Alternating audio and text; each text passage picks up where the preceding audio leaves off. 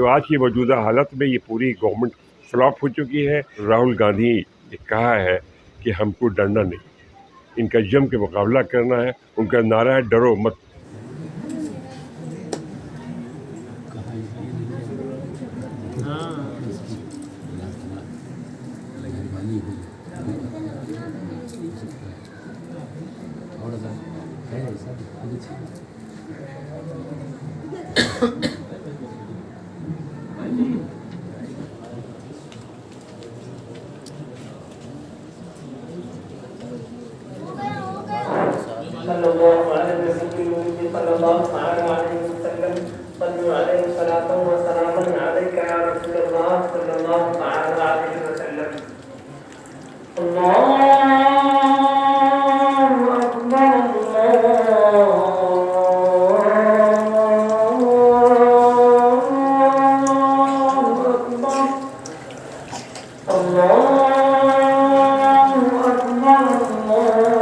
नाजरीन, आप देख रहे हैं खीरी.com।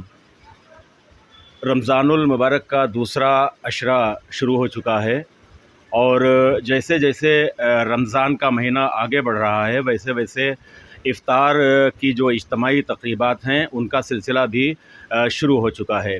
इसी सिलसिले में आज खीरी टाउन में जनाब अब्दुल हफीज़ बेग साहब के दौलत खाने पर एक इज्तिमाई इफ़्तार पार्टी का एहतमाम किया गया, जिसमें शहर के सैकड़ों मुअज़्ज़िज़ बाशिंदे तशरीफ़ लाए, हाज़िर हुए और इज्तिमाई इफ़्तार में शिरकत की। इस मौके पर साबिक़ रुकने पार्लियामेंट, साबिक़ रियासती वज़ीर और सीनियर कांग्रेसी लीडर अली जनाब ज़फ़र अली नक़वी साहब भी आज इस इफ़्तार की तक़रीब में शरीक हुए हैं। नाज़रीन, जो मौजूदा सियासी हालात हैं उनके हवाले से इंशाअल्लाह ताला हम चंद सवालात नक़वी साहब से करेंगे। सबसे पहला सवाल यही है कि जो इस वक्त हिंदुस्तान की राजनीति में, हिंदुस्तान की सियासत में एक जो अहम इशू है चुनावी जो बॉन्ड है, चुनावी बॉन्ड का, उस सिलसिले में सब कुछ सामने, पूरी तस्वीर सामने आ चुकी है। सभी सियासी पार्टियां एक दूसरे पर इल्ज़ामात आयद कर रही हैं। आपका क्या इस पर कहना है? जो चुनावी बॉन्ड जो एक तरह से, जिसको हिंदुस्तान का सबसे बड़ा एक तरह से घोटाला कहा जा रहा है या एक घपला कहा जा रहा है, इसके बारे में आप क्या कहेंगे?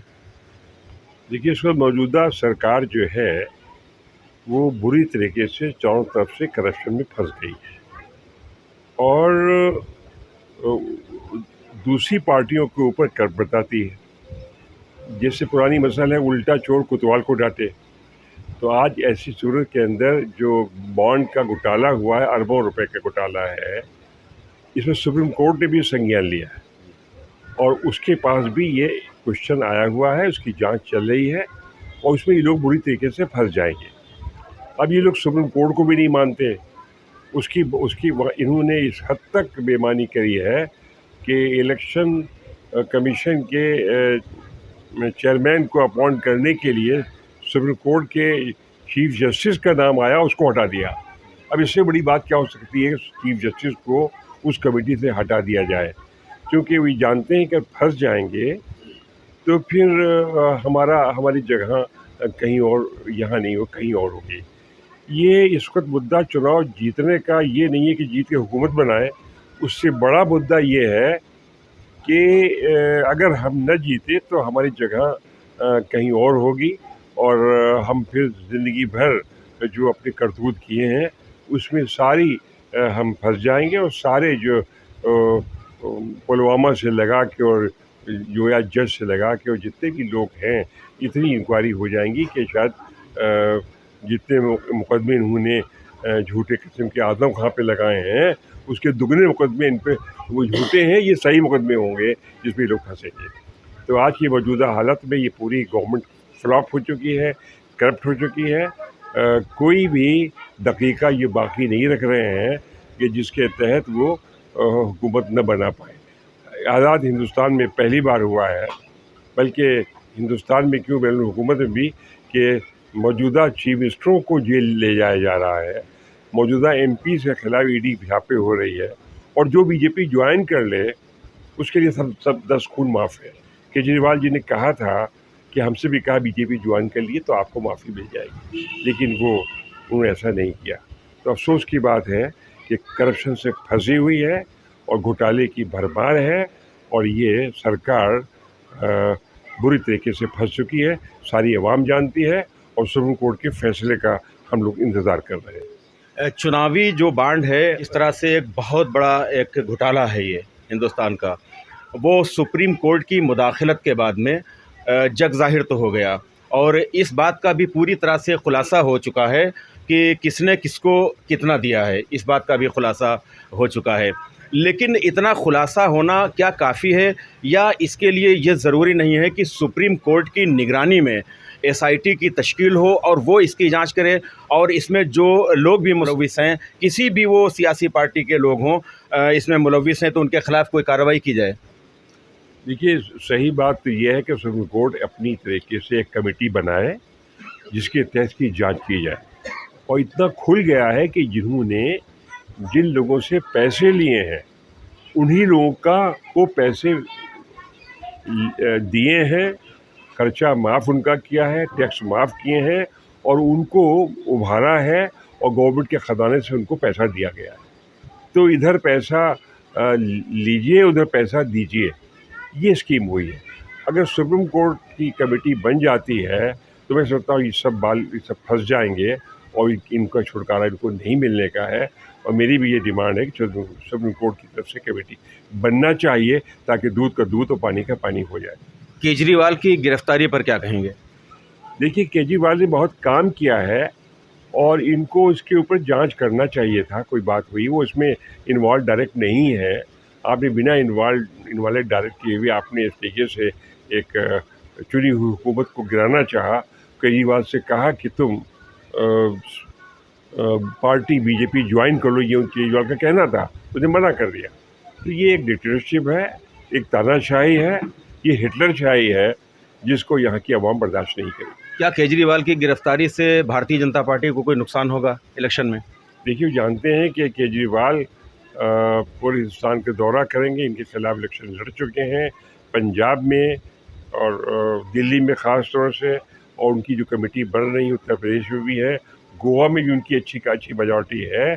तो उससे इनकी सारे एमपी हार रहे थे उसकी एक आवाज़ पर, तो उनको उसकी आवाज़ को बंद करने के लिए उन्हें ऐसा किया। अब ये कहा जा रहा है कि जो अगला निशाना है उसमें अखिलेश हो सकते हैं, तेजस्वी हो सकते हैं, या ममता हो सकती हैं। तो जितने भी हरीफ हैं भारतीय जनता पार्टी के या नरेंद्र मोदी जी के, जितने भी मुखालिफिन हैं, उन सबको वो निशाने पर लिए हुए हैं।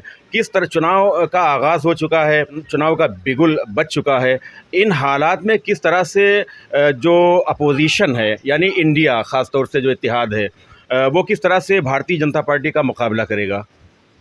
देखिए, इनसे कोई बैद नहीं कि किसको कब ये पकड़ ले, ईडी लगा के पकड़ ले। जबकि चुनाव हो चुका है, आचार संहिता लग चुकी है, और उसमें इनका कोई राइट नहीं बनता है, लेकिन फिर भी जो कमेटियां इनकी बनाई हुई हैं उनको ये इनडायरेक्ट बैकडोर से आदेश दे रहे हैं। और राहुल गांधी ने कहा है कि हमको डरना नहीं, इनका जम के मुकाबला करना है। उनका नारा है डरो मत। इसलिए सारे लोग ये हुए या लालू यादव हुए या ममता है, इनकी अपनी फटकार है, और ये लोग बहुत ही जज्बात से और हिम्मत हौसले से मुकाबला कर रहे हैं, और इंशाअल्लाह इनका मुकाबला कामयाब होगा। आने वाले मुस्तकबिल में ये सरकार गायब हो जाएगी। राहुल की जो न्याय यात्रा अभी निकली, अब इख्तिताम हो चुका है उसका, कोई उसका असर पड़ेगा कोई पॉजिटिव वे में? देखिए, राहुल की न्याय यात्रा में बड़ा असर पड़ा है, मणिपुर से लगा के और बॉम्बे से लगा के उत्तर प्रदेश, हर तरफ पड़ा है कि अवाम उनके साथ में है। अब अवाम चुप है, मुंह से बोल नहीं रही है, अंदर से तैयार बैठी है इलेक्शन के अंदर। क्या ये election Bharatiya Janata party versus अवाम तो नहीं होता दिखाई दे रहा है? आने वाले मुस्तकबिल में ऐसे ही हो जाएगा कि पार्टियां एक तरफ हो जाएंगी, अवाम अपना खुद मुकाबला इनसे करेंगे। एक आपकी पार्टी के हवाले से एक और सवाल है कि जो आपके अकाउंट्स हैं, जो आपके खाते हैं, वो सब सीज़ कर दिए गए। अब कांग्रेस के पास खर्च करने के लिए तो कुछ नहीं है। इन हालात में कैसे चुनाव कांग्रेस पार्टी लड़ेगी? देखिए, जब आवाम साथ देती है तो ज़रूरत पैसे की नहीं होती।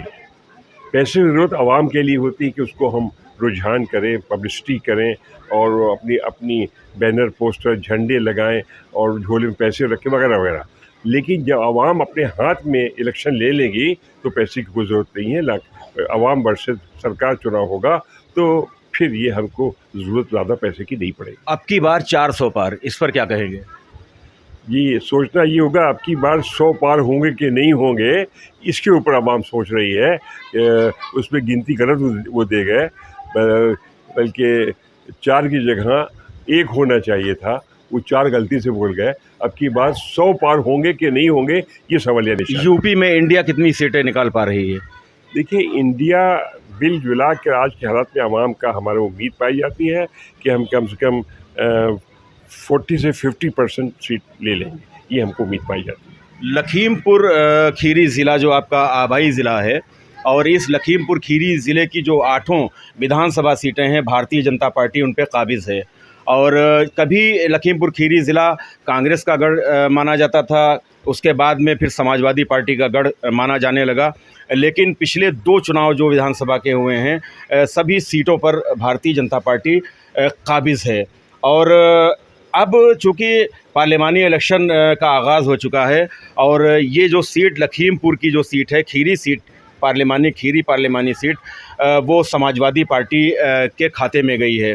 तो किस तरह से समाजवादी पार्टी या समाजवादी पार्टी के अलायंस में जो पार्टियां हैं, वो किस तरह से भारतीय जनता पार्टी का यहाँ खीरी लखीमपुर में मुकाबला करेंगी? देखिए, जो जितनी भी पार्टियां शामिल हैं इंडिया गठबंधन में, उन सब की मीटिंग हो चुकी है। सब एक तरफा एक प्लेटफॉर्म पर चलेंगे। अवाम अगवाई वो नहीं, बल्कि अवाम अगवाई करेगी। तो अवाम के साथ सब पार्टियां चल के एक तरफा कार्रवाई करेंगे और अवाम के जज्बात में उनके जो मुसीबतें आई हैं, जो गद्दे के कीमतें नहीं दी गई, 850, 750-800 गन्ने के जो लीडर थे वो मारे गए हैं, महंगाई चरम सीमा के ऊपर है, नौकरियां हैं नहीं, बच्चे अपनी डिग्रियां फाड़ रहे हैं, कारखाने बंद हो चुके हैं के कगार के ऊपर हैं, स्कूल में लड़के हैं, टीचर नहीं है, हमारे दफ्तर खुले हैं, बाबू नहीं है, अस्पताल खुले हैं तो डॉक्टर नहीं है। तो इस तरीके से आवाम के साथ गठबंधन करके हम लोग चलेंगे और मुझे उम्मीद है कि जब आवाम का रेला चलेगा तो फिर उसे कोई रोकने वाला नहीं। ज़िले की अक़लियत आपकी तरफ निगाहें मरकूज़ किए हुए थी, लेकिन पार्टी का जो भी अपना फ़ैसला हुआ, पार्टी ने फ़ैसला दिया। अब इस वक्त उत्कर्ष वर्मा समाजवादी पार्टी के पार्लिमानी इलेक्शन में खीरी सीट के लिए वो उम्मीदवार हैं। उत्कर्ष वर्मा का जैसा कि हम लोग देखते हैं, मीडिया से हम लोग जुड़े हुए हैं कि उत्कर्ष वर्मा की मुखालफत मुसलमानों में भी अच्छी खासी मुखालफत है। तो किस तरह से एक सीनियर लीडर होने के नाते आप किस तरह से यहाँ के उम्मीदवार को क्या मशवरा देना चाहेंगे, किस तरह से वो इलेक्शन लड़ें, और यहाँ के जो अक़लियत के लोग हैं, ख़ास तौर से जो मुसलमान हैं, उनसे आप क्या कहना चाहेंगे, और बतौर सीनियर लीडर आप उत्कर्ष से क्या कहना चाहेंगे? हम सीधे सीधे आपसे सवाल ना करके हम आप थोड़ा सा सवाल को घुमा के पूछ रहे हैं कि आप उत्कर्ष से क्या मशवरा उत्कर्ष को देना चाहेंगे? क्योंकि उत्कर्ष की जो पोस्टिंग है कैंडिडेचर की, वो उनके लीडर अखिलेश यादव जी ने की है। अब वो मेच्योर नहीं है तो मैं उनको खुद ही बुला के बात करूंगा कि जितने भी इस कॉन्स्टिट्यूंसी के में टाउन एरिया हैं, जितने भी नगर पालिका हैं, शहर के जो मौजूद मुसलमान हैं, जिनकी अपनी हैसियत हर बरादरी में है, उनसे जाके खुद मिले, ईद आ रही ईद मिले और जाके उनसे अपना मांग करें, डिमांड करें कि मेरी मदद करें। अगर वो सबसे यहाँ जाते हैं, मिलते हैं और सबसे मांग करते हैं, ईद मिलते हैं, होली मिलन करके सबको बुलाते हैं, तो एक अच्छा माहौल बनेगा।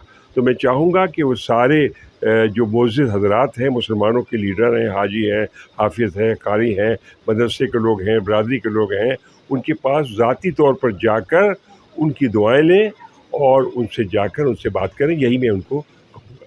ये इलेक्शन उनके लिए आसान रहेगा या टफ रहेगा? देखिए, इलेक्शन हमेशा टफ होकर लड़ना पड़ता है और ये अब सामने वाला हमेशा मजबूत होता है। तो ये भी इलेक्शन इतना आसान नहीं है कि हम कह दें कि हम जीत लेंगे। सबको लेके चलेंगे तो इलेक्शन तो आसान होगा, वरना ये इलेक्शन इतना आसान नहीं है जितना कि हम महसूस करते हैं। बहुत शुक्रिया नकवी साहब। तो ये थे अली जनाब ज़फ़र अली नकवी साहब, जिनकी ये मेहरबानी है, जिन करम नवाजी है कि उन्होंने खीरी.com को इतना वक्त दिया और हमने कुछ मुल्क गिर पैमाने के जो सवालात हैं उन पे हमने बात की और कुछ मकामी जो इश्यूज़ हैं उनके हवाले से हमने बात की। अगर आपको ये वीडियो पसंद आए तो आप इसे शेयर करें, लाइक करें। बहुत ही मोहब्बतों के साथ गुजारिश है कि खीरी.com को सब्सक्राइब करें। कैमरा पर्सन मोहम्मद शाहान रज़ा के साथ गुफ़रान अहमद को इजाज़त दें। अस्सलामु अलैकुम वरहमतुल्लाहि वबरकातुहू।